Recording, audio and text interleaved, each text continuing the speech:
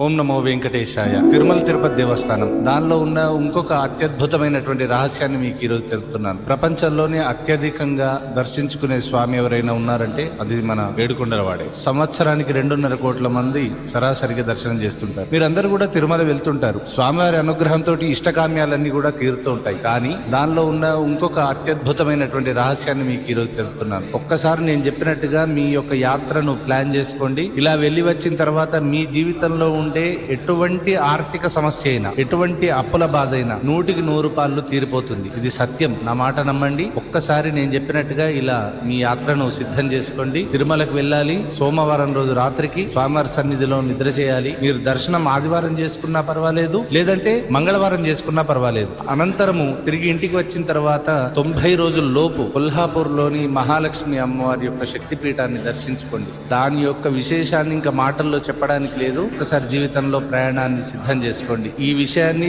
తెలియని వారందరికీ కూడా షేర్ చేయండి. ఓం నమో వెంకటేశాయ.